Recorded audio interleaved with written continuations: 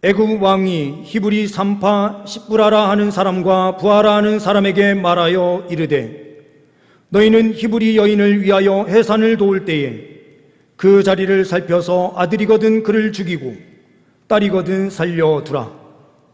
그러나 산파들이 하나님을 두려워하여 애굽 왕의 명령을 어기고 남자 아기들을 살린지라. 애굽 왕이 산파를 불러 그들에게 이르되, 너희가 어찌하여 이같이 남자 아기들을 살렸느냐? 산파가 바로에게 대답하되, 히브리 여인은 애굽 여인과 같이 아니하고 건장하여 산파가 그들에게 이르기 전에 해산하였더이다 하매, 하나님이 그 산파들에게 은혜를 베푸시니 그 백성은 번성하고 매우 강해지니라. 그 산파들은 하나님을 경외하였으므로 하나님이 그들의 집안을 흥왕하게 하신지라. 그러므로 바로가 그의 모든 백성에게 명령하여 이르되, 아들이 태어나거든 너희는 그를 나일강에 던지고 딸이거든 살려두라 하였더라. 아멘. 오늘 제목은 하나님께서 사용하시는 사람이라는 제목입니다. 하나님께서 사용하시는 사람은 어떠한 사람인가? 오늘 본문 말씀을 통하여 우리는 이 부분을 확인하고자 합니다. 확인하고 그 말씀대로 살아내는 우리 모두가 될 수 있기를 소망합니다. 본문 말씀은 첫 번째로 지혜로운 사람을 주님께서 사용하신다라고 말씀하십니다. 15절과 16절 말씀을 보시게 되면 이렇게 말씀을 하고 있습니다. 애굽 왕이 히브리 산파 십부라라 하는 사람과 부하라 하는 사람에게 말하여 이르되, 너희는 히브리 여인을 위하여 해산을 도울 때에 그 자리를 살펴서 아들이거든 그를 죽이고 딸이거든 살려두라. 이 말씀 속에서 우리가 발견하는 것은 무엇입니까? 이 세상은 참 악하다라는 것을 발견해요. 힉소스 왕조가 있습니다. 이 왕조는 아시아계의 사람들이 이집트에 들어가서 그곳을 점령함으로 세운 왕조입니다. 그런데 이 왕조가 본토인이었던 북아프리카, 이집트 원주민들의 사람들에 의하여 다시 재정복이 되면서 이 셈 계열에 있었던 아시아계 사람들이 다 쫓겨나게 돼요. 그런데 그 당시에 쫓겨나지 않은 셈 계열의 한 대집단이 있었습니다. 그 집단이 바로 이스라엘 민족입니다. 그 이유는 다른 사람들은 군사력을 가지고 있어서 자기 자신들에게 엄청난 피해를 줄 것이다 라고 예상했기에 그들을 몰아냅니다. 그런데 이스라엘 사람들은 목축업에 종사하고 있었고 큰 군사력을 갖고 있지 않았기 때문에 이들은 그대로 두어서 한 그 민족 안에 함께 생활하게 했었던 것입니다. 그런데 이 바로 왕, 우리가 바로라고 하는 것은 파라오를 뜻하는 것이죠. 파라오라고 하는 것은 우리말로 하면 임금님이라는 뜻입니다. 임금님 그러면 고려시대의 왕도 임금이고 조선시대의 왕도 임금이죠. 왕의 통칭이 바로 임금이듯이 이집트의 왕은 다 파라오, 바로라고 지칭을 했던 것이죠. 이 바로 왕이 가만히 보니 그 집단이 너무 커지는 거예요. 너무 번성해져요. 그래서 선택한 방법이 무엇입니까? 그들을 학대하는 방법인데 학대의 방법이 너무나도 치졸하고 악한 방법입니다. 아들이 태어나면 죽이라라는 명령이에요. 그런데 이 명령을 받은 두 여인이 대표적으로 나타나고 있습니다. 여성까지 다 포함하면 약 200만 명에 가까운 사람들, 계속해서 말씀을 드리지만 우리 이 성남 인구의 2배가 넘는 사람들이 이집트 안에 살고 있으니 얼마나 큰 인구입니까? 그러면 성남 인구의 2배가 되는데 산파 2명이 이를 감당할 수 있겠습니까? 아니겠죠. 그 중에 대표적인 인물 두 사람을 오늘 말씀에 기록하고 있는 것입니다. 이 대표적인 두 사람이 어떠한 행동을 하는가?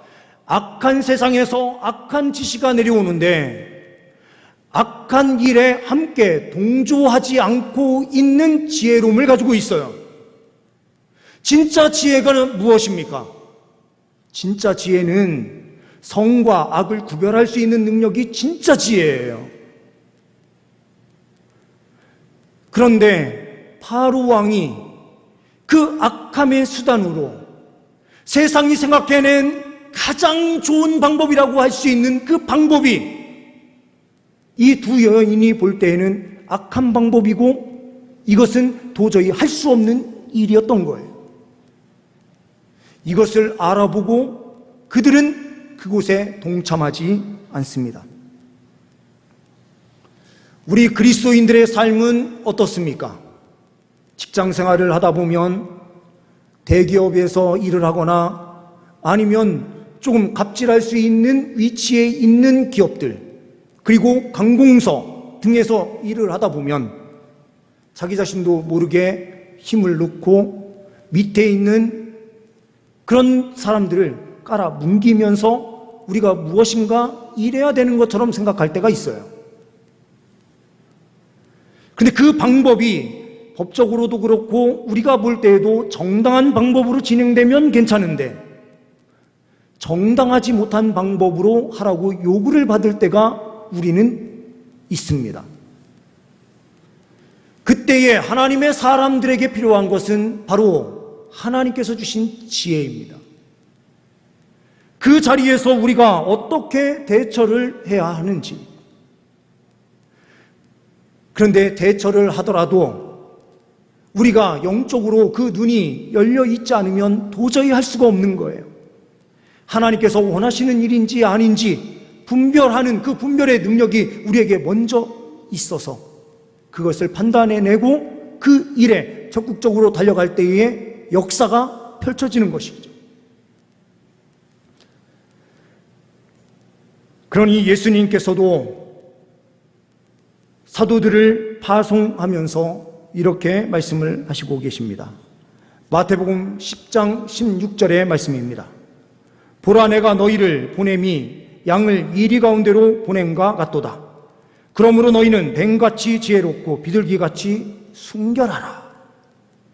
보내시는데 어디로 보냅니까?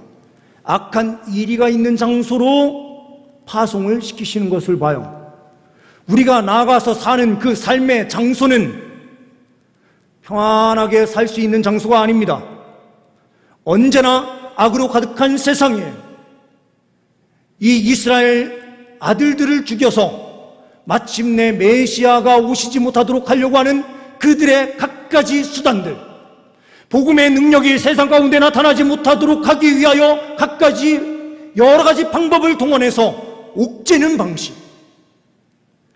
이 방식은 지금 이 시대에도 그대로 우리에게 나타나고 있습니다. 그러니 사도 바울은 로마서 12장 21절에 악에게 지지 말고 선으로 악을 이기라라고 명령합니다. 로마서 12장 9절에서는 사랑에는 거짓이 없나니 악을 미워하고 선에 속하라라고 말씀하고 있는 것입니다. 준비된 PPT 내용을 보시면은요, 이스라엘 백성들이 살았던 그곳은 바로 삼각주가 있는 고센 지역이었습니다.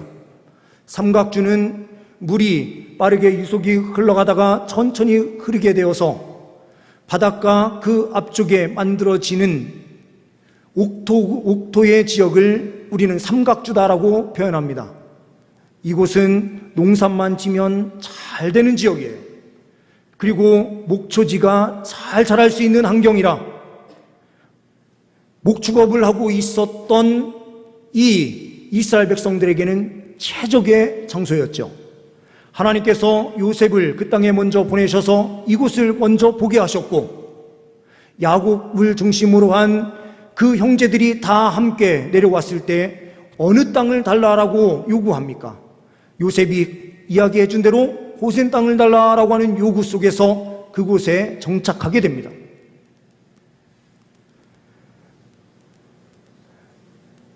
다음 페이지를 보시게 되면 그런데 이때에 어려움이 생겼듯이 편안하게 살면서 부강하고 번성한 이런 상황을 맞았을 때에 어려움이 왔듯이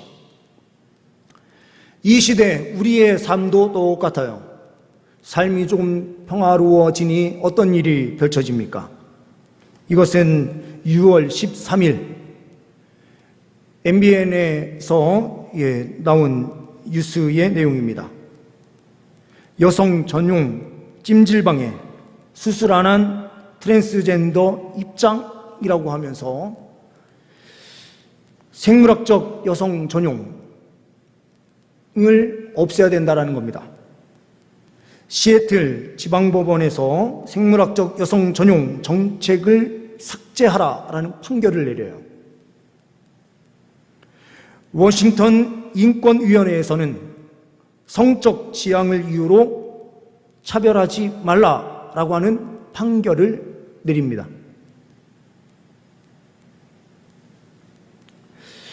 내려주셔도 좋습니다. 우리나라에는 이 성소수자라고 이야기하는 동성애자들이 생각보다 많지 않거든요. 아주 극소수예요. 그런데 우리가 만들어내는, 우리나라에서 만드는 드라마들을 가만히 보십시오. 다 동성애가 곳곳에 다 심겨져 있어요.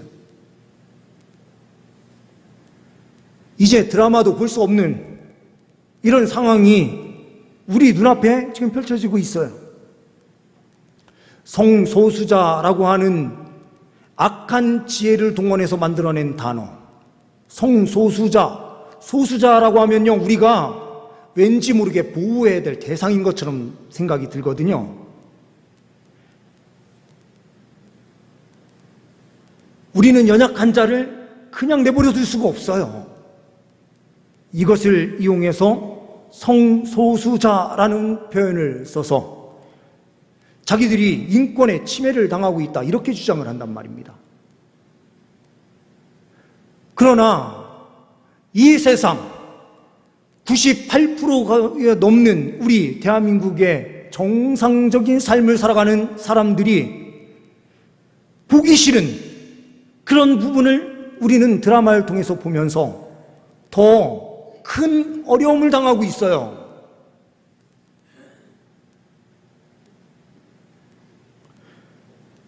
마치 일본이 전쟁 범죄를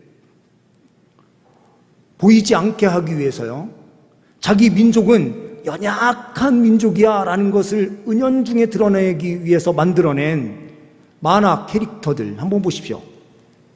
헬로키티, 리라쿠마, 여러 가지 것들을 보면 아주 자그마한 것들, 그리고 공격성이 전혀 없는 이런 이미지들로 만들어내서 마치 일본이 전쟁으로 많은 나라를 어렵게 했다라고 하는 이 부분이 드러나지 않도록 전략적으로 만들어내고 있는 이 모든 과정들 한번 보십시오. 이 세상이 바로 그래요. 겉으로 볼 때에는 평화를 이야기하는 것처럼 보이지만 그 안에는 욕심이 가득한 세상이에요. 철저하게 지혜를 이야기하는데 그 지혜는 악을 만들어내는 지혜예요. 하나님께서 사용하시는 그 사용의 범위는 다양해요. 그 악한 자들도 하나님께서 사용하셔서 하나님의 뜻을 완벽하게 이루시는 분이십니다. 그런데 우리 그리스도인들이 어떠한 곳에 사용이 되어야 합니까? 우리는 간절히 기도해야 돼요. 하나님, 우리에게 영적인 분별력, 그 지혜를 허락하여 주옵소서.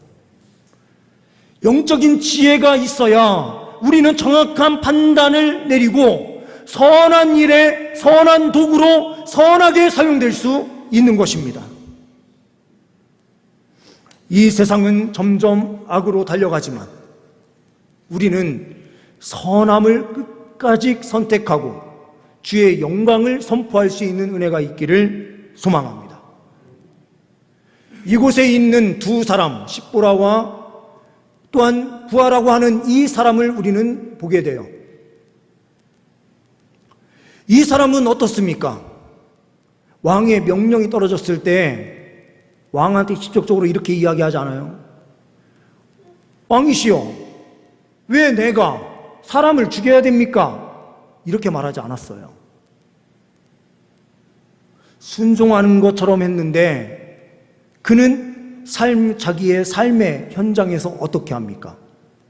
사람을 죽이는 일에 자기가 헌신하지 않아요. 이게 지혜로움이죠.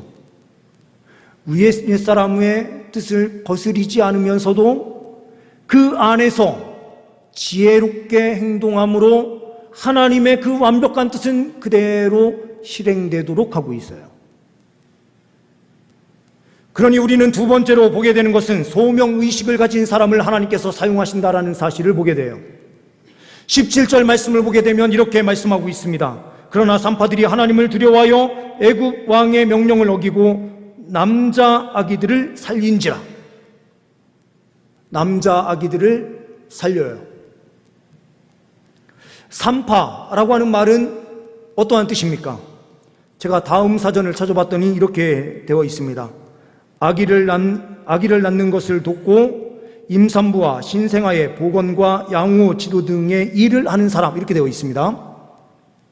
한마디로 산모도 건강하게 아기를 출산할 수 있도록 돕고 아기도 건강하게 태어나게 해서 그 가족 안에 기쁨이 있게 해주는 사람이 산파예요. 그런데 이 산파들에게 바로 왕이 명령하고 있는 것은 무엇입니까? 아기를 살리는 것이 직업적 소명인 사람들에게 아기를 죽이라라고 명령을 하고 있는 것이죠. 이때에 자기 정체성을 분명하게 갖는 것이 중요해요. 하나님께서 나를 왜 이 직장에 나를 있게 하시는가? 재판을 하는 사람은 공정한 재판으로, 학교에서 가르치는 일을 하는 분들은 가르칠 때에도 잘 가르치면서 학폭위가 열리거나 어떠한 일이 있을 때에 그 가운데서도 정당하게 공평하고 모든 일이 잘 이루어질 수 있도록 그 책임을 다하는 것. 또한 각자의 직업의 일에서 정직하게 살아가면서 그 소명을 이루는 그 길로 나아가도록 하나님께서는 우리를 그곳에 세워주신 거예요. 악한 일에 동조하라고 우리를 그곳에 세우신 것이 아니라 직업의 소명, 하나님께서 부르신 그 명령, 그 뜻을 정확하게 알고 행하라고 주님께서 우리에게 이 모든 직장, 우리의 삶을 허락하여 주시고 계시는 것입니다. 우리 성도님들은 어떠한 길로 나아가시고 계십니까? 하나님의 뜻이 어디에 있는지 분별하고 나의 직업적 소명 정확하게 하나님의 뜻 바라보면서 그 일을 충실하게 해나갈 때 이 민족은 거룩한 민족이 될 수 있는 줄 믿습니다. 세 번째로는 하나님을 경외하는 사람을 하나님께서는 사용하십니다. 우리가 21절 말씀을 보게 되면 이렇게 말씀하고 있는 것을 보게 됩니다. 그 산파들은 하나님을 경외하였으므로 하나님이 그들의 집안을 흥왕하게 하신지라. 하나님을 경외하였으므로 윗부분에 올라가서 17절 말씀을 보게 되면 두려워하였다라는 표현이 나와요. 하나님을 두려워하는 것이 경외요.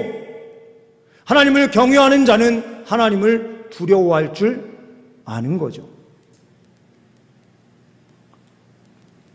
우리 그리스도인들이 이 세상을 살아가면서 두려움 없이 살아갈 때가 있어요. 죄 지어도 주님 앞에 와서 다시 회개만 하면 되지. 보혈의 능력은 언제나 나의 죄를 깨끗이 씻어주시는 능력이니 죄 지으면 되지. 너무 쉽게 생각을 해요. 이것이 한국교회의 가장 큰 문제가 되어서 지금도 이단 세력과 구분이 되지 않아요. 구원파와 우리 칼빈주의와 말씀 중심의 하나님 중심의 신앙생활을 하고 있는 우리의 신앙과 전혀 구별이 되지 않아요. 이것이 얼마나 큰 문제입니까? 하나님을 두려워하는 사람은 삶 속에서도 거룩한 삶을 추구하게 되어 있습니다. 한 어머니가 평생 돈을 벌어서 그 돈을 한 아들에게 주면서 이렇게 이야기합니다. 아들아, 큰 도시에 나가서 장사해서 돈을 벌어라.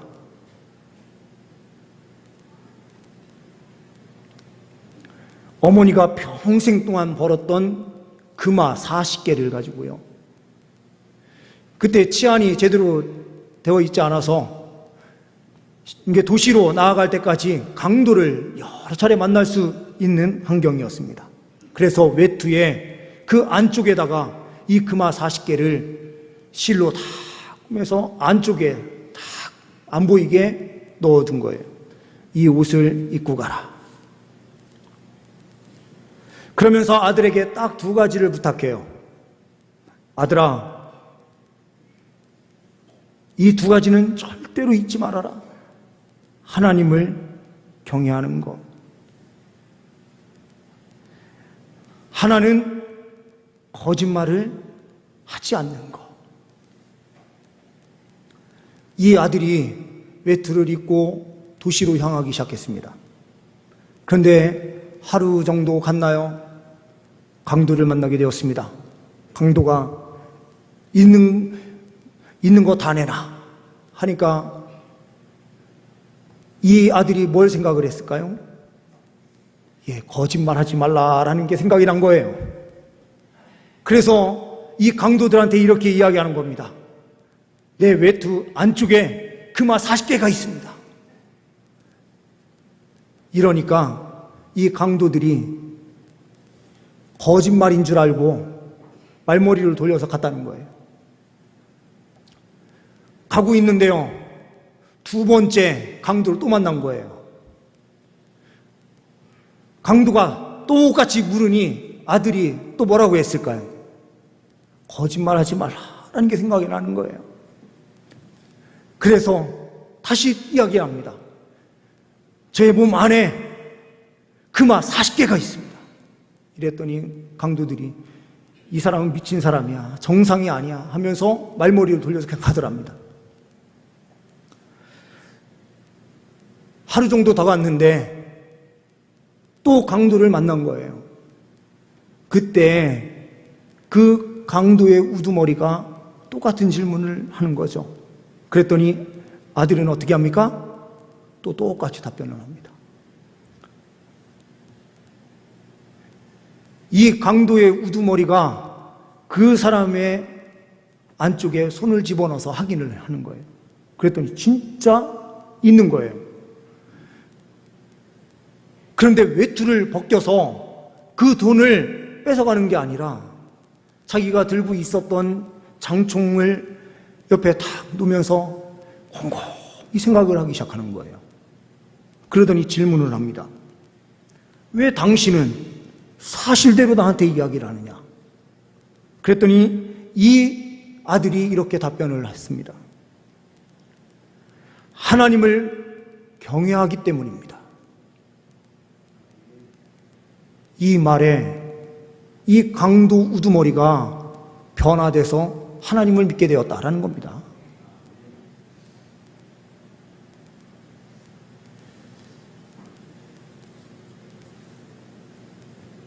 하나님께서 사용하시는 사람은 어떠한 사람들입니까? 하나님을 절대적으로 신뢰하는 사람들이에요. 하나님을 신뢰하고 하나님을 경외하는 사람은 이 땅의 삶 속에서도 우리는 사람의 눈치를 보지 않고 하나님을 의식해서 이 세상이 요구하는 도덕적 가치보다도 더 뛰어난 그 가치를 가지고 힘있게 살아가는 거예요. 그런데 싸움으로 그 방식으로 나아가는 것이 아니라 지혜로운 방식으로 하나님께서 원하시는 그 뜻을 온전히 이루면서 삶의 자리에서 직업적 소명을 온전히 이루면서 달려가는 것입니다. 동성애 문제도 우리는 동성애 하는 그런 사람들 자체를 혐오하는 것이 아닙니다. 성경 말씀에 잘못되었다라고 말씀하니 그것은 죄다라고 정확하게 선포하고 있으니 너희들은 죄인이니 회개하고 돌아와라. 이것을 선포하는 것입니다. 그들을 언제나 사랑으로 품을 준비가 되어 있는 공동체가 기독교 공동체예요. 우리는 외적인 싸움의 방식으로 달려가는 것이 아니라 정당한 방식으로 세상을 변화시켜내는 것입니다. 국회의원들에게 전화를 해서 법안 발의하는 거 하지 마십시오. 우리의 요구를 정확하게 말할 수 있는 것, 싸움의 방식이 아닌 정당한 방식으로 세상을 변화시켜낼 수 있도록 하는 것, 이것이 기독교예요. 싸워서 세상을 어지럽히게 하는 것은 그것은 세상 방식이에요. 하나님 나라의 방식은 하나님 말씀 부여잡고 우리가 철저하게 순종하는 삶으로 달려가는 것. 하나님 말씀 앞에 순종함으로 세상을 변화시켜내는 그 능력이 교회 공동체 위에 있을 때에 이 땅은 거룩하게 새로워질 수 있습니다. 하나님께서 사용하시는 모든 그리스도인들 되시기를 간절히 소망합니다. 기도하십니다. 하나님 아버지, 우리에게 영적인 분별력, 지혜를 허락하여 주옵소서. 우리의 삶의 자리에서 하나님 말씀대로 살아낼 수 있도록 주님 성령의 역사로 함께하여 주옵소서. 하나님을 두려워하는 진정한 삶을 우리가 살 수 있도록 늘 항상 보호, 인도하여 주옵소서. 주님께 우리의 삶을 온전히 맡겨드리오며 우리 주 예수 그리스도의 이름으로 기도하옵나이다. 아멘.